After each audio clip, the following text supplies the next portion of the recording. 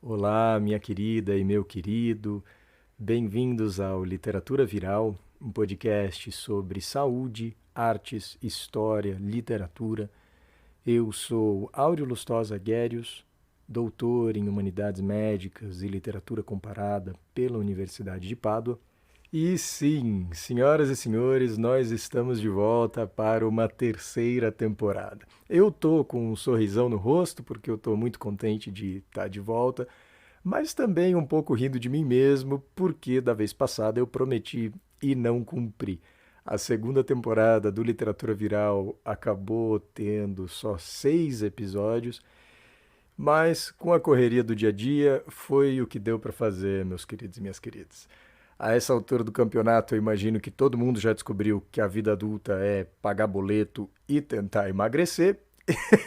E aqui em casa nós não somos exceção. Eu sou professor e produzo o podcast sozinho. A minha esposa acaba entrando na fria junto comigo e faz o controle de qualidade, mas eu gravo os episódios, edito, depois nós temos que publicá-los, etc. Então, eventualmente, acaba ficando difícil de manter isso no corre.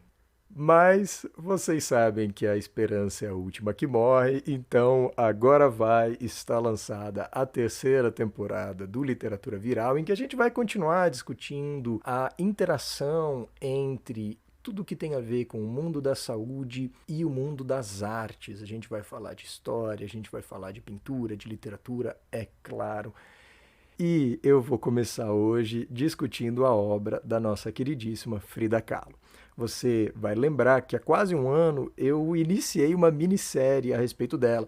Ela é uma pintora que eu discuto muitíssimo nos meus cursos sobre história da saúde, humanidades médicas, mas que eu nunca havia mencionado aqui no podcast. Por isso, eu gravei um episódio sobre a biografia dessa pintora extraordinária, justamente discutindo como ela passou por diversos problemas de saúde ao longo da vida. A sua infância foi marcada pela pólio e que lhe deixou uma das pernas atrofiadas. Ela sofre um acidente no início da sua adolescência que vai acabar condicionando a sua vida adulta e gerar diversos problemas de saúde, eventualmente até levar a amputação de uma das pernas já nos últimos anos da sua vida.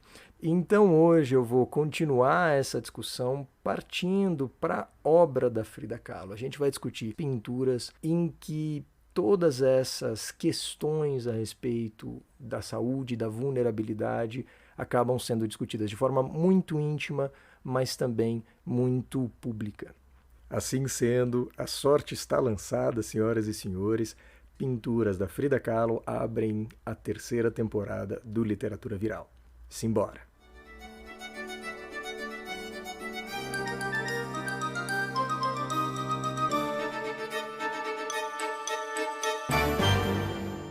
Então, tá valendo, partiu falar da obra da Frida Kahlo. Obra essa que, não obstante a sua grandeza estética, é relativamente pequena. A Frida pintou só 143 pinturas, que é pouco se a gente compara com a produção de outros artistas. O Van Gogh, por exemplo, que viveu menos do que a Frida, Van Gogh faleceu com 37 anos, ele produz cerca de 900 pinturas. Outra comparação possível é com o Edvard Munch, pintor norueguês que produziu O Grito, né? Aquela pintura icônica. E quando ele morre em 1944, ou seja, só 10 anos antes da Frida, né? Eles foram em grande parte contemporâneos. Ele deixa à cidade de Oslo o seu acervo pessoal, justamente para que seja construído um museu que hoje leva o seu nome, né? O Museu Munch. E o acervo desse museu, só uma instituição, contém 1.200 pinturas do Munch. Então essa não é nem a obra completa dele. Se trata de uma coleção, e essa coleção já é quase 10 vezes maior do que a obra inteira da Frida Kahlo, né? Um outro exemplo também a gente pode encontrar no próprio Dalí, né? O Dalí, que era 3 anos mais velho do que a Frida, ela nasce em 1907, o Dalí nasceu em 1904. E ele também produz cerca de 1.500 pinturas ao longo da sua carreira, que foi bem mais longa que a da Frida, né? Ele vive até os seus 85 anos. Mas o ponto aqui não é competir, saber quem pode mais, né? Mas é simplesmente contextualizar para a gente ter uma noção de dimensão, né? De como 143 pinturas é uma produção relativamente pequena em comparação. Algo que talvez já seja, inclusive, um reflexo da saúde mais vulnerável da Frida, né? Porque eu mencionei no episódio passado que ela começa a sua trajetória artística justamente durante um período de convalescência, né? Que ela estava acamada e ela, na verdade, inicia e desenvolve o seu interesse pelas artes plásticas justamente ao se recuperar da sua primeira cirurgia aos 18 anos, né? Uma ideia de terapia ocupacional e uma ideia muito promissora que surgiu da mãe dela, justamente como forma da Frida se ocupar enquanto se recuperava. E esse número moderado de obras talvez já seja um reflexo dessa saúde vulnerável e dos diversos problemas que a Frida enfrentou ao longo da sua vida. Isso também fica evidente na temática dos quadros. Muitos deles são autorretratos, quase a metade da sua produção, né? Dessas 143 pinturas, 55 são autorretratos. Então, se você fizer a conta, 38,5% das pinturas da Frida são imagens de si própria, né? Quase uma a cada duas. O que novamente revela para a gente essa necessidade de autorreflexão e o valor terapêutico que a pintura ocupava na vida dela e para o reestabelecer da própria saúde. Até porque o tema de vários desses quadros também podem ser diretamente ligados a problemas específicos que a Frida estava vivendo naqueles momentos. Vários dos quadros retratam feridas, abortos, amputações, morte e todo tipo de sofrimento físico e emocional.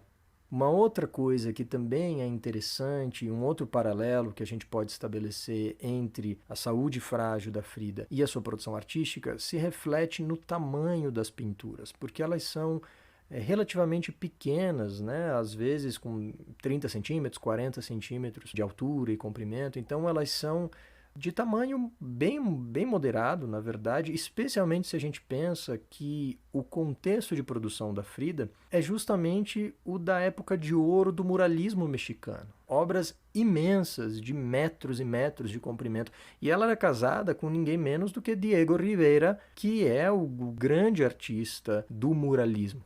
Então, a vontade de produzir obras que são diminutas vai justamente na contramão do que está sendo produzido na época, inclusive no círculo imediato da Frida. E isso está ligado ao gosto da artista por imagens votivas, né, pelos chamados retablos, que eram justamente imagens de cunho religioso, né, e popular, que muitas vezes estão ligados a uma promessa, né, uma negociação com o mundo espiritual, buscando muitas vezes recobrar a saúde.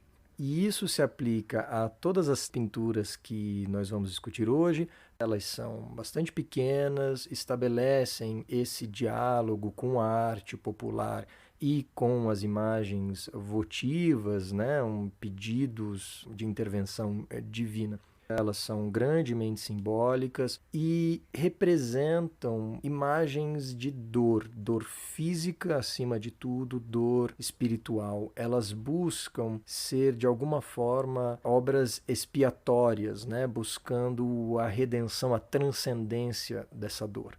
E todas essas pinturas foram produzidas ao longo da década de 1940. Quando a Frida tinha seus 30 e poucos anos. Ela tem 33 em 1940.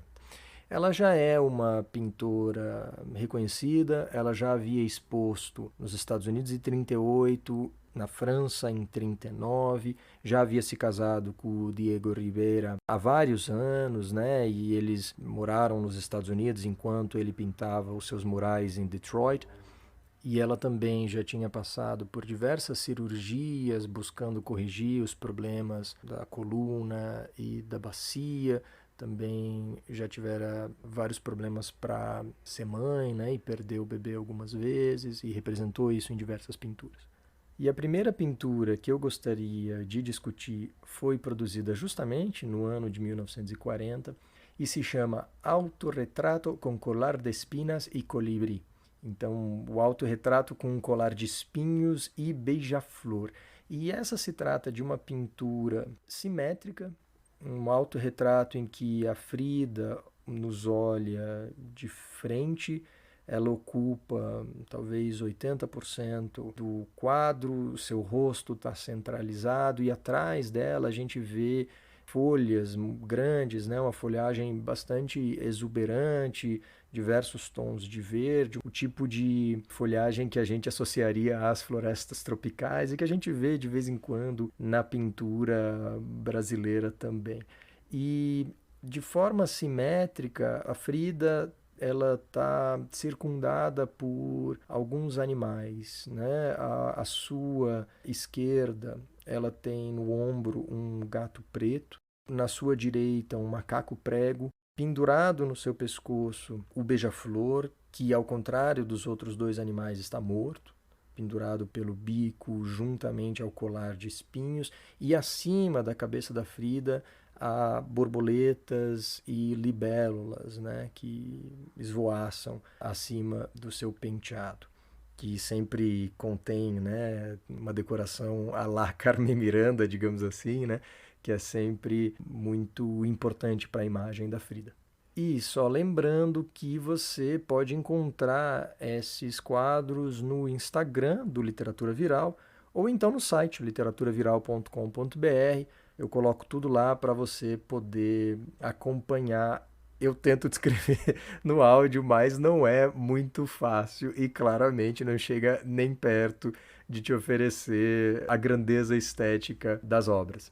E eu gostaria de propor uma leitura desse quadro em pelo menos dois níveis, que são até antagônicos, na verdade. De um ponto de vista, esse quadro quer nos oferecer uma imagem de dor, claustrofobia e de que algo terrível está acontecendo ou está prestes a acontecer. Cerca de 70% do quadro, talvez, né, um pouco da metade para baixo, os tons são dominados pelo marrom, preto e branco.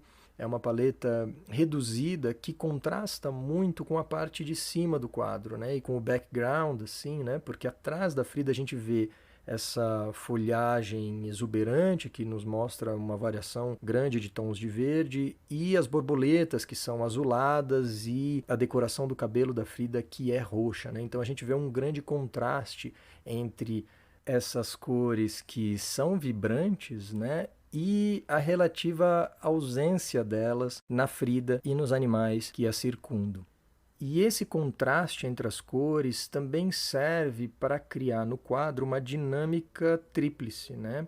Por um lado, a gente tem as borboletas e o background com uma coloração bem vívida, e a gente tem uma unidade entre os três animais pretos, né? O macaco prego, o gato e o beija-flor. E, por fim, a própria Frida, né? Que acaba sendo a terceira parte desses três elementos que interagem.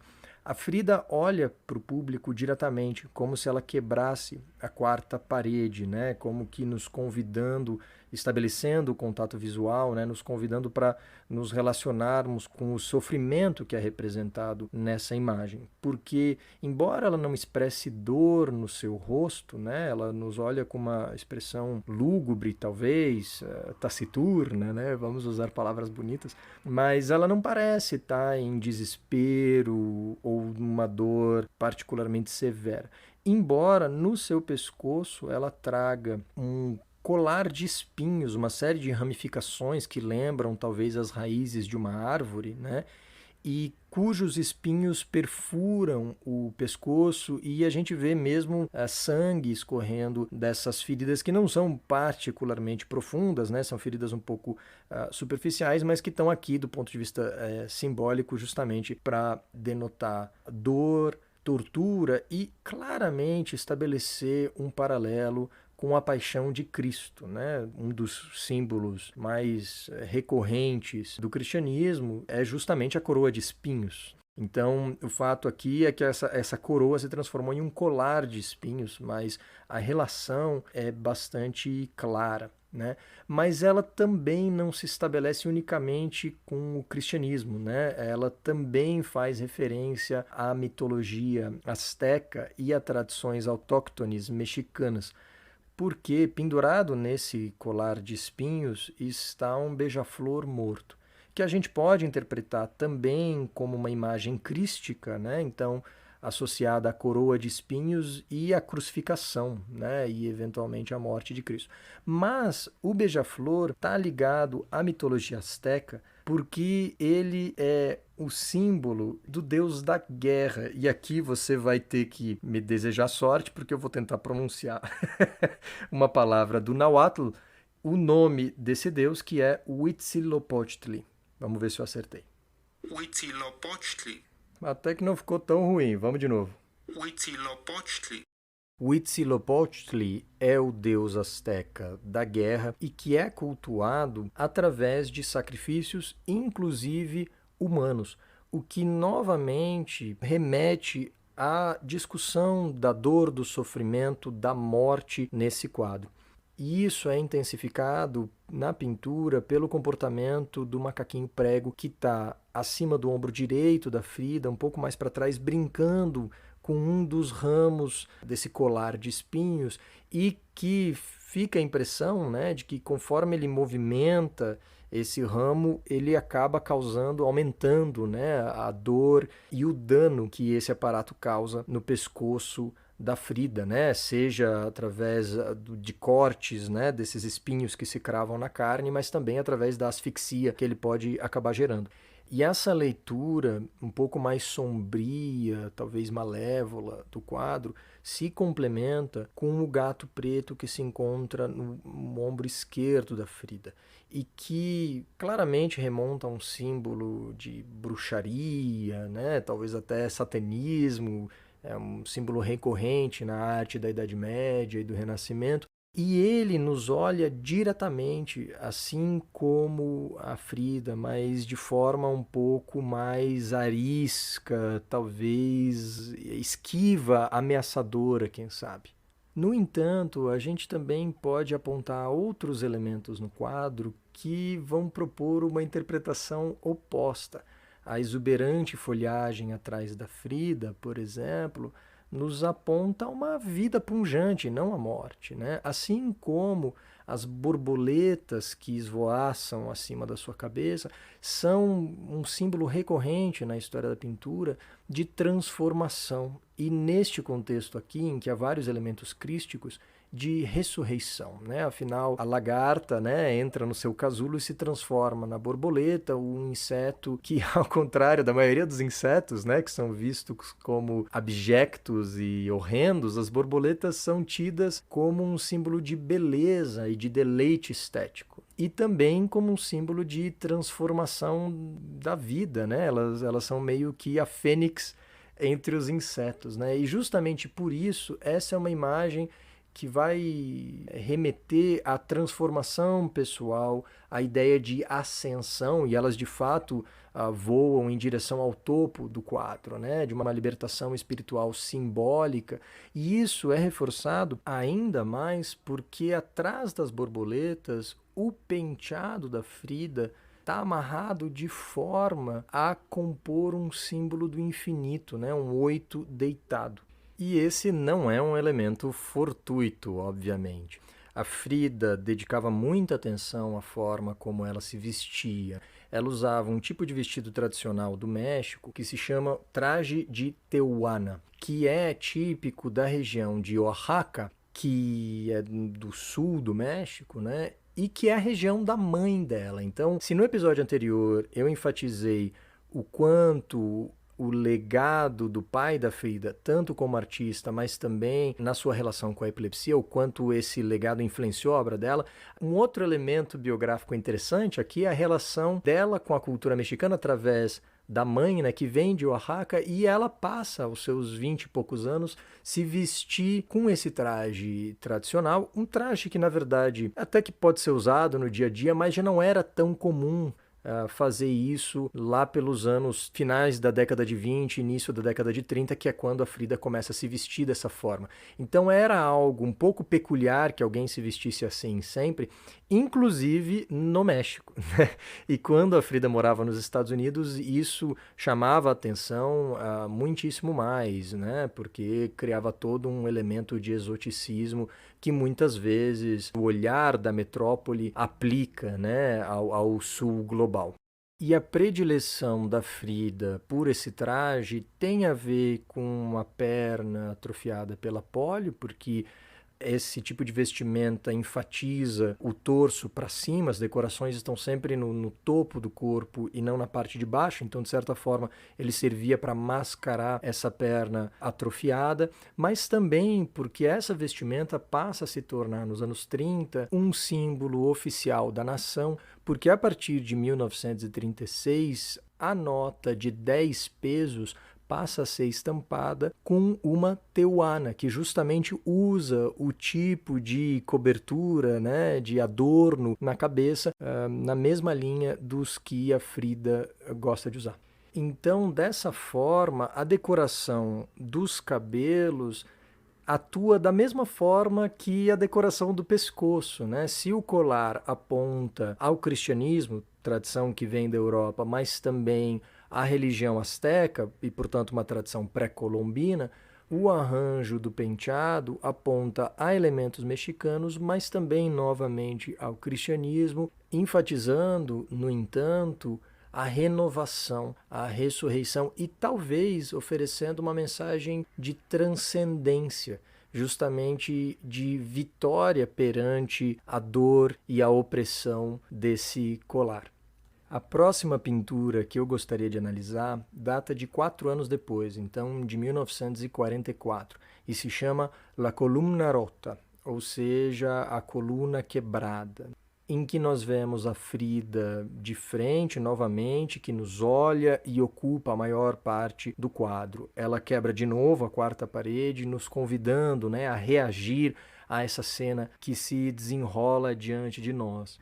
Porém, se no quadro anterior a gente via a Frida do busto para cima, agora a gente vê ela quase que de corpo inteiro, né? Mais ou menos a partir da coxa. Ela está nua da cintura para cima, então nós vemos os seios da Frida e ela cobre a parte de baixo do corpo com um drapejo, né? Um pano, não é exatamente uma vestimenta.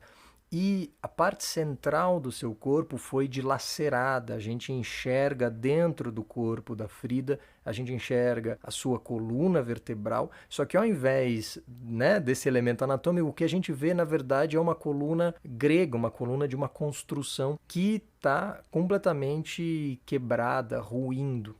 É interessante a gente notar que essa coluna grega é uma coluna jônica. E isso é relevante porque essa coluna era utilizada na Grécia Antiga, especialmente em templos dedicados a deusas. Por exemplo, o Artemision, o templo de Ártemis, né, uma das 7 maravilhas da antiguidade, é construído justamente utilizando esse tipo de coluna. E o próprio Vitrúvio, grande arquiteto romano que vai escrever um dos textos fundamentais para a história da arquitetura, declara que as colunas jônicas são tipicamente femininas, o que quer que isso queira dizer, mas elas são vistas como sensuais e femininas em oposição às colunas dóricas que são tidas como masculinas, sabe-se lá por quê. E a escolha da Frida por essa coluna é, portanto, de grande relevância. Ela quer apontar a ideia da feminilidade, né? E nós vemos, de fato, uma mulher em primeiro plano que está nua. Nós vemos os seios da Frida, por exemplo. Ela traz um corsete médico, né, que justamente ela usou em vários períodos da vida dela como forma de corrigir a postura e problemas na sua coluna vertebral e também para aliviar as dores. Mas esse ele funciona como um colete, mas também é um corsete corset que está particularmente relacionado à silhueta do corpo feminino, né? Especialmente no século XIX, e que, assim como o colar do quadro anterior, funciona como um elemento de opressão, claustrofobia, né? Algo que comprime, que aperta, que enjaula. Mas se é o colete que repropõe essa imagem do colar, né? A ideia dos espinhos que perfuram a carne no outro quadro, aqui foi reelaborada através de pregos, porque o corpo inteiro da Frida, da testa até as pernas, ele é cravejado de pregos de diversos tamanhos, né, que estão enterrados na sua carne, né? E novamente, uma evidente referência a Cristo, né, e a crucificação. E esses pregos, eles se espalham pelo corpo da Frida, mas eles tomam uma direção específica que é correndo para a perna direita, que é justamente a perna atrofiada, então talvez em referência a pólio. Há uma diferença muito interessante entre essa pintura e o quadro anterior, porque aqui não há exuberância na paisagem. O que a gente vê atrás da Frida é uma paisagem desértica, árida, dilacerada por valas e rupturas, e que replica justamente externamente essa destruição, né, essa coluna em ruínas que está dentro da Frida. Então aqui não existe contraste entre o que está fora e o que está dentro, mas na verdade existe uma correspondência entre o mundo interior da Frida e o mundo exterior, né? Essa imagem um pouco, essa paisagem um pouco onírica e inóspita em que ela se encontra. Essa paisagem, assim como vários outros elementos, né, os pregos, a coluna em ruínas, o corset, apontam a dor e a grande sofrimento físico, né? E isso é reforçado pela presença de várias lágrimas no rosto da Frida. Porém, a Frida não está prostrada diante de todos esses elementos que remetem à dor. Ela nos olha de novo com uma face impávida, né? Ela não expressa essa dor e, na verdade, ela parece bastante determinada, né? Ela cobre a parte de baixo da cintura, mas ela parece pronta para atuar e ela se encontra assim ereta, não obstante a sua coluna se encontrar destroçada, né? Se um prédio tiver uma coluna em ruínas dessa forma, ele colapsa, mas isso não é o que acontece nessa pintura da Frida Kahlo. Então a gente pode interpretá-la como um grande ícone de dor, mas também como um grande ícone de força e triunfo sobre a dor e sobre as mazelas do mundo. Se na outra pintura nós tínhamos elementos mais diretos e concretos, como o símbolo do infinito ou as borboletas, aqui eles se encontram apenas na posição ereta e nesse olhar sereno que ela dirige ao espectador, convidando-o a refletir, seja sobre a condição da Frida enquanto indivíduo, mas também sobre a condição humana, né? A vulnerabilidade, a doença, a tristeza, fazem parte da vida humana, né? E elas vão aparecer em diferentes momentos da vida de todos nós. E, portanto, esses dois quadros funcionam em dois níveis diferentes e complementares, né? Por um lado, eles são muito pessoais e tratam da trajetória íntima de alguém, né? Em uma situação muito específica. Mas, por outro lado, eles são universais, né? Eles buscam dizer algo sobre a condição humana e nos propõem uma série de questões e exigem isso, na verdade, do espectador, usando vários recursos como esse, por exemplo, do olhar que clama por um tipo de reação. Enfim, para terminar, a obra da Frida é muito rica e eu duvido que essa será a última vez que você encontrar-la olha que bonito, aqui no Literatura Viral. Fico muito feliz de estar de volta, senhoras e senhores. Como sempre, se você quiser e puder ajudar o podcast, comemore o retorno do Literatura Viral aí nas suas mídias, Fale do podcast para as pessoas que você conhece, compartilhe, isso ajuda muito a gente. E se você gosta do conteúdo que eu produzo aqui no Literatura Viral e gostaria de se aprofundar, considere se tornar meu aluno. Esse semestre eu vou ensinar novamente no projeto A Book a Month, em que eu ministro aulas de literatura em inglês. A ideia é que você aprende sobre história cultural e teoria literária, história da literatura, praticando ao mesmo tempo língua estrangeira. Você lerá os textos no original, vai assistir aula em língua estrangeira e vai também debater em língua estrangeira. O objetivo é criar um ambiente de imersão e a gente vai ler muita coisa legal. A gente vai ler autoras e autores muito premiados e do mundo inteiro, que incluem desde Ernest Hemingway, Jack Kerouac, John Steinbeck, Virginia Woolf. Então, uma série de autores muito famosos, mas alguns também igualmente extraordinários, mas um pouco menos conhecidos. Alguns autores contemporâneos, como Salman Rushdie, que ainda está vivo, a própria Ursula Le Guin, a grande matriarca da ficção científica, ou então a Pearl S. Buck, que é uma autora muito pouco conhecida e menos ainda lida, mas que ganhou o Nobel e o Pulitzer. Então, what? Eu realmente não sei por que ela não está na boca do povo o tempo inteiro. A gente vai ler ela lá no A Book a Month. E não é só livrão não, porque a gente também oferece um curso de contos, né, em que a gente vai ler uma série de outros autores e principalmente autoras extraordinárias.